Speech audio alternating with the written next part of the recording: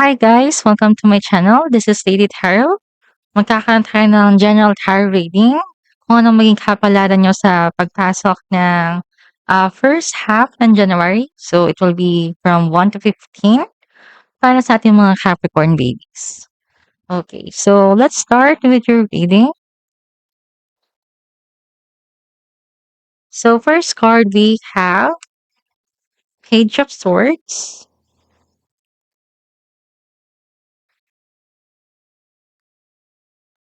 Second is Nine of Pentacles. Third is the King of Pentacles. Ayan. So, Capricorn, sa nakikita ko dito, talagang you really or talagang pinapatunayan nyo kung ano yung sinasabi ng mga or ng descriptions sa iyo sa zodiac sign na talagang you are so very hard working and talagang business minded or talagang you are really going for it to earn a lot of money. So, nakikita kong an abundant or napakasagana mo, Capricorn, sa pera. So, you have the Nine of Pentacles. So, isa to sa, parang masasabi nating overflowing abundance sa pera. Sabihin nating dumating na yung mga bonus or yung mga paycheck nyo na pinaghirapan from the past month or for the past year. Lahat ng efforts nyo ay nasuklian. And I can see na parang normal lang yun sa inyo since parang sanay na kayo na you really do deserve it and ine-expect nyo talaga. Kaya tuloy-tuloy lang ang inyong effort, your um, sabihin nating diligence. Talagang napakasipag nyo, Capricorn. And here, of course, consistent pa rin kayo on how to able to manage your finance. So, hindi nyo hinahayaang mawawalan kayo ng pera sa inyong wallet or sa inyong bangko. So, you really know. Kung mawalan man, you are not letting it to be stuck for a very long time na walang laman. You will look for ways or find ways para mabalik yung pera or para kumita uli ng pera. Ayan. So, talagang napakasagana nyo sa pera or sa inyong finance, Capricorn. Talagang you live up to your or you live to your name or to your, sabihin natin, description sa mga signs. Kayo talaga yung, sabihin natin, mapepera. Yan. So, okay. Um, but then again, we have additional cards here. So, we have energy. Bring love into the situation, which is new moon in Aquarius. Uh, Koala spirit, spirit has a plan. Okay. So, Capricorn, so you really have the energy para ipagpatuloy lahat ng naumpisahan nyo. Ayun nga, since you are seeing results na talagang kumikita kayo ng pera, pinagpapatuloy nyo lang yun, hindi nyo hinahayaan, you are not going out of track, and you are, sabihin natin, hindi naman sa pushing yourself, since, or wag naman masyadong workaholic, since or in any case na ganun man kayo, we can see na you have the energy to magpatuloy doon. And dito, so sabihin natin medyo workaholic nga kayo or something like that. Please, Capricorn, don't forget to socialize as well. Hindi sa socialize or ayun nga, bring love into the situation. So, baka naman sabihin natin para lang kayong robot.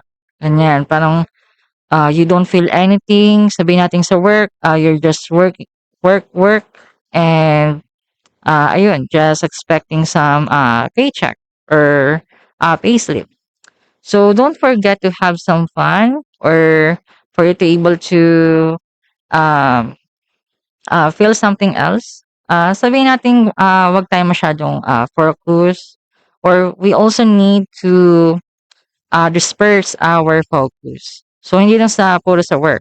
We need to have a work-life balance, ika nga. And dito sa koala spirit, we can see na spirit has a plan.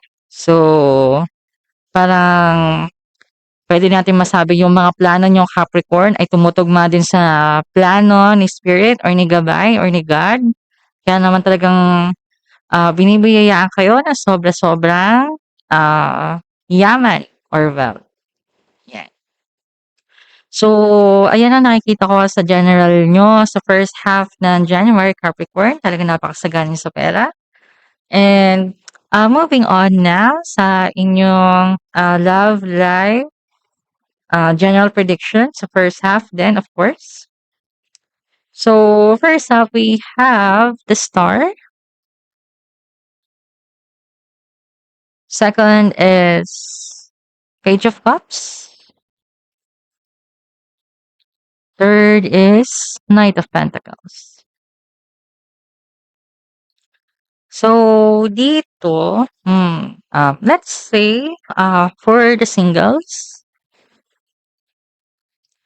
so, kayo yung mga taong, ayun nga, you are, parang hindi nyo masyadong, fino-focus on love since you are dedicated in your work or on how to earn money. Pero hindi nawawala na umaasa pa din kayo na may mangyayari or may something na ganap sa inyong love life. And we can see na there will be something sa inyong love life since merong sabihin natin may matagal nang umaaligid sa inyo or nagkakagusto sa inyo. Hindi lang natin napapansin since we are so very focused in other things.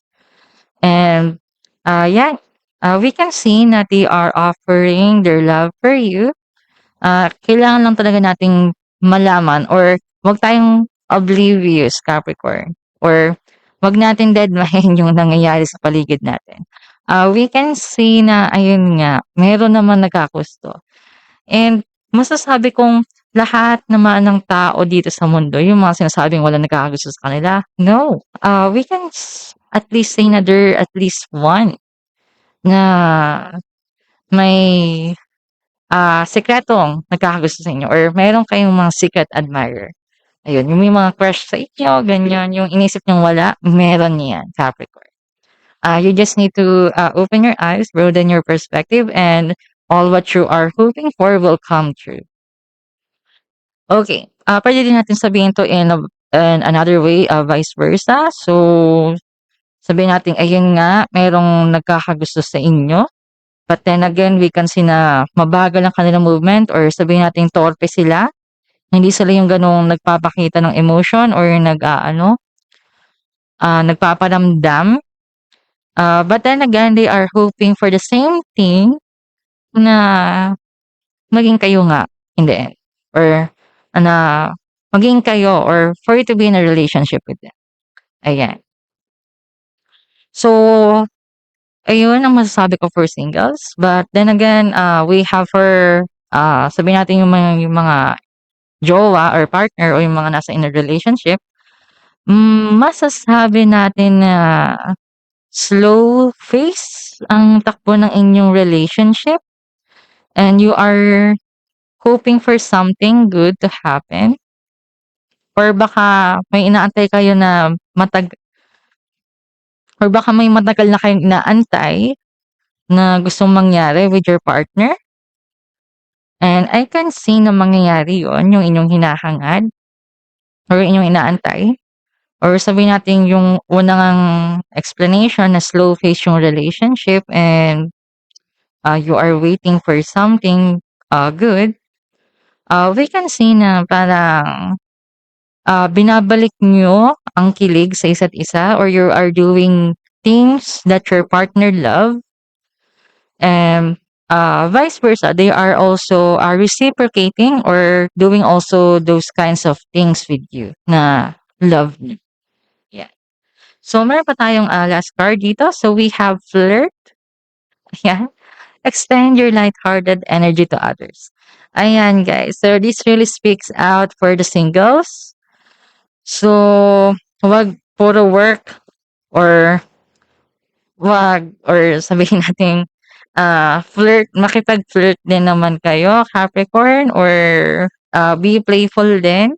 'Wag naman sa grabeng playful, pero yung parang magpakita naman kayo ng mga konting motibo or something like that, para naman magkaroon ng idea si person or si crush na gusto niyo nga siya, ayan. Or puwede natin masabi 'to sa in another way, yung si person niyo or yung si secret admirer niyo, they will, be the one to flirt back with you. And I can see na, this energy, will be reciprocated. So kung makipag-flirt kayo do'n kay crush or kay person of interest, I can see na magfi-flirt back din sila. So it's a win-win. Talagang nakakakilig 'yun 'pag nakipag-flirt back din naman si crush. Okay, so kung in a relationship naman, we can see na don't forget, guys, na makipag-flirt pa rin sa inyong partner para, maintain pa rin ang love and ang happiness and para mabalik uli ang kilig. Ayan. So, ayun ang ating general reading para sa first half of January para sa inyong Capricorn. Kung take what manifests. Kung nagustuhan niyo ang reading, please like and share. And subscribe to my channel for more videos to come. Goodbye.